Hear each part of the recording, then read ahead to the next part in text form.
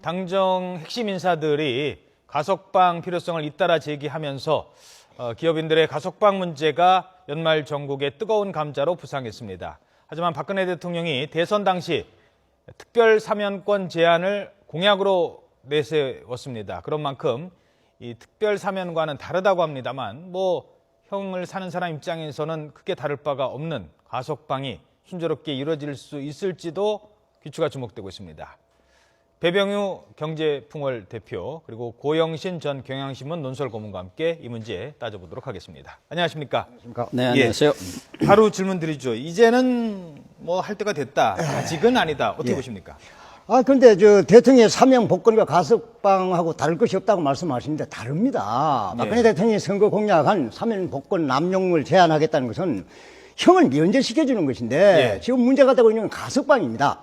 형은 가지고 미리 좀 석방시켜 주어서 경제 활동을 하겠다는 그런 얘기거든요. 그런데 그것도 기업인 범죄에 대해서 혜택을 베푸는 것이라고 해석을 할 수가 있는 겁니다. 그 대신에 저는 이런 주장을 하는 거죠. 기업인이라고 해가지고 일반인과 특별하게 역차별해서는 아니 된다. 이제 경제민주화 시대 때 유전무죄는 정립이 됐어요. 돈 있다고 해가지고 재벌이라고 해가지고 죄 안 되는 건 안 된다. 유전무죄는 없어졌는데 그 대신에 유전중죄도 안 되는 거 아니냐 그런 생각을 하는 겁니다. 그다음에 이번에 크리스마스 이브 탄생일 가석방에도 600몇 명을 했습니다만 기업인들은 그 심사 대상도 안 됐거든. 그리고 지금 문제가 되고 있는 이런 분들은 최태원 씨나 이런 사람들은 가석방 조건을 훨씬 넘어가고 있는 겁니다. 넘어지만은 심사 자체도 안 되고 있으니 경제 골든 타임을 생각해서라도 심사는 해야 될 거 아니냐. 이런 논리로 경제부총리가 제기할 수 있는 겁니다. 그래서 엔각해서 꼭 조금 잘못하시는데 대통령 사면 복권하고 이 기업인의 가석방하고는 의미가 다릅니다. 오해하시면 안 돼요. 크게 다른 게 없습니다. 아니, 사실은 풀어준다는 다르기는 다른데 다르죠. 청와대에서는 특사 이 부분은 공약사항이기 때문에 공약사항을 우회해서 청와대 속마음은 풀어주고 싶은 거죠. 그런데 또 공약 어겼다고 할 것 같으니까 가석방이라는 우회로를 택한 것뿐이지 사실은 거기서 거기죠. 아니, 분명히 다릅니다. 왜냐하면 석방은 사면 복권은 형을 면제해 주는 거지만은 가석방은 죄를 가지고 나오는 겁니다. 물론 그렇지만 다릅니다. 그 내용이 다 알죠. 국민들이 그거 모르는 사람이 누가 있습니까?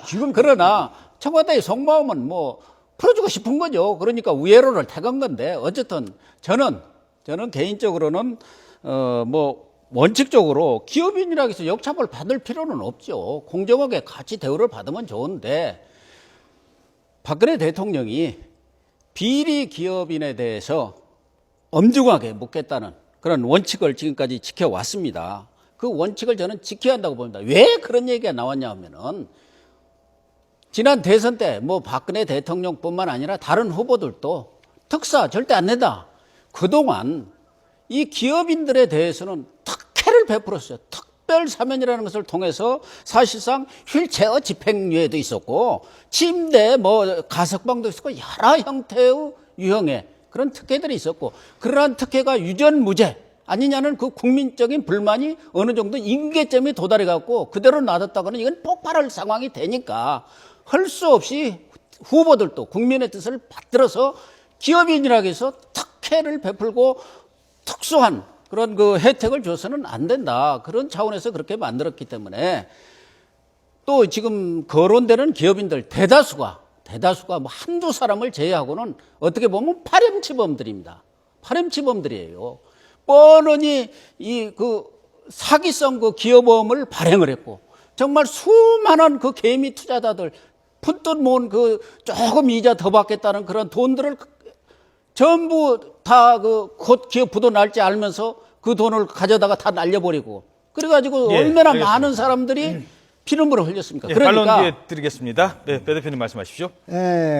고영신 교수님 말씀하시는 원칙에는 틀린 말이 하나도 아닙니다. 그리고 박근혜 대통령 후보 당시 사면 복권을 제한하겠다는 것은 역대 정권의 적폐를 사실 지적을 해서 나온 겁니다.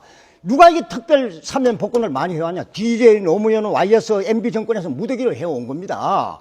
그래서 이 적폐를 막겠다고 얘기를 한 겁니다. 그래서 박근혜 대통령이 아직까지 그걸 지키고 있습니다. 그런데 가석방하고 고 교수님께서도 의미가 다를 것이 없다 얘기를 하는데 형을 가지고 나와서 나오는 거하고 형이 나와서 없어지는 거하고 정치권 보세요.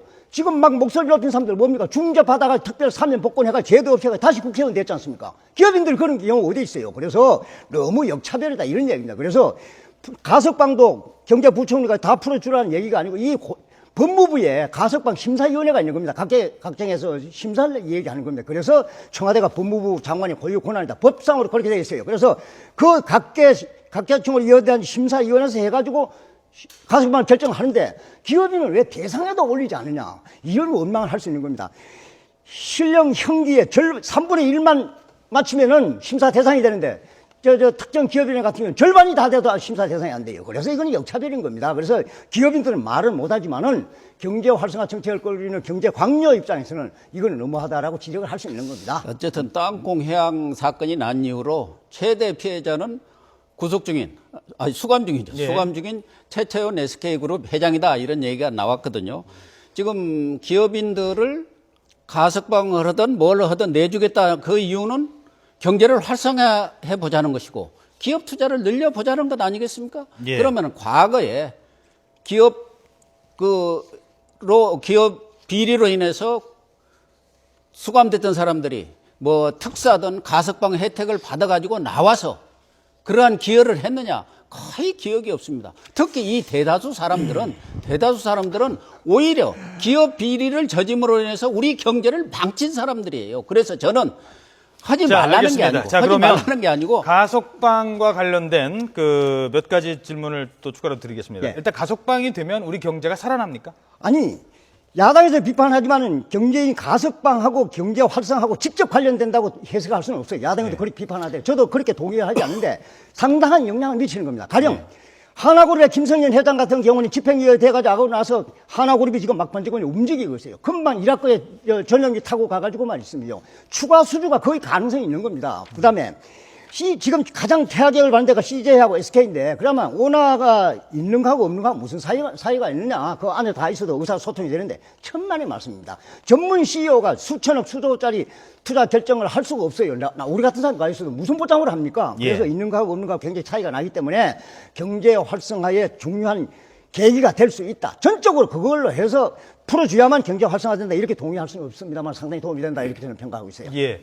저는 기업인들의 죄가 그러니까 아까 말씀하신 것처럼 유전무죄가 아니라 유전중죄라고 얘기를 하셨는데 그러니까 죄는 미워하지만 사람은 미워하지 말라는 얘기도 있지 않습니까? 아니, 거기에 대해서는 유전 어떻게 중재가 생각하십니까? 아닙니다. 유전 중재가 아니고 그러면 일반인들도 이 가석방 요건이 되면 다 풀어줍니까? 아니거든요. 아주 특수한 경우에 한해서 일반인들도 가석방을 한 데는 거기에 모든 법 적용을 철저히 해서 아주 특수한 경우에 한해서 일반 범죄도 풀어주지. 그냥 기업인이든 일반인이든 가석방 요건만 되면 풀어줍니까? 그렇지는 않거든요. 그래서 저는 하지 말라는 게 아니고 가석방 요건이 된 사람에 대해서 아주 엄격하게 법을 적용하고 특히 그 가석방의 대상이 된 기업인은 투자라든가 고용을 늘리겠다는 확고한 확약 그걸 받고 풀어줬으면 좋겠어요. 지금까지 풀어주고 나면은 딴소리 해버려요. 기업인들이 전부 그랬습니다.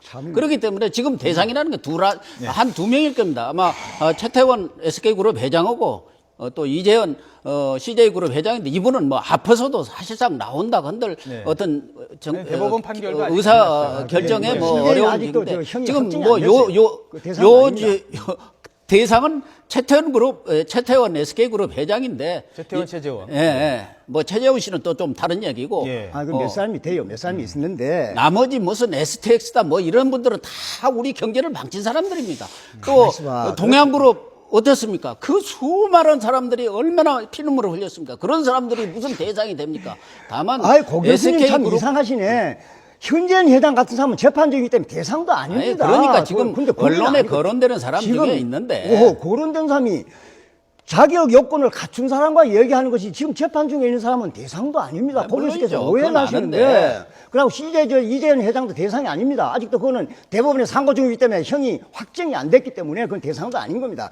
대상이 되고도 남는데 심사의 대상도 안 되는 사람은 역차별이다. 이런 지적을 하시는 거고. 그 다음에 고 교수께서 아까 지나친 말씀을 하나 하셨는데 이 사람들이 나와가지고 하나도 투자 결정도 하지도 않고 나라 경제가 망쳤다 하는 거 그것도 좀 지나친 편견이십니다. 경제를 망친 게 아니라요. 이 들어가신 분들이 이 일을 잘못해갖고 뭐 STX든 뭐 여러 분들이 해가지고 경제를 어렵게 만들고 들어가신 분들이다. 그런 얘기죠. 나와서 망쳤다는 게 아니고. 그러니까 내주더라도 가석방이 되더라도 정말 이분들이 투자를 하고 고용도 알겠습니다. 늘리는 그런 쪽에 자, 그러면 여기서 타격을 받고 내줬으면 좋겠다는 거죠. 정치권의 입장을 좀 몇 개 듣고 가보도록 하겠습니다. 이완구 원내대표가 오늘 가석방과 관련된 당에서 논의를 할 수 있다, 뭐 정치권에서 논의할 수 있다 이런 입장을 밝혔는데요. 먼저 이완구 원내대표 얘기를 들어보겠습니다. 큰 틀 속에서 원칙은 지키되 또 경제라고 하는 또 현실적인 측면도 무시할 수가 없으니까 보면서 어떤 국민적 그 공감대 그리고 정치권의 공감대를 조심스럽게 논의할 수 있는 건 아닌가 하는 그런 생각입니다. 예. 자, 그러나 현행 규정에는 뭐 특별 사면은 대통령이 합니다만 가석방은 법무부 장관 소관입니다. 법무부 장관이 위원회를 열어서 하는데요. 법무부 장관의 입장은 어떤지 얘기 함께 들어보시겠습니다. 이라고 해서 가석방 안 된다 그렇게 말할 수는 없다. 그러니까 뭐 누구든지 요건에 맞으면 가석방할 수 있고 요건에 안 맞으면 가석방 안 하는 겁니다.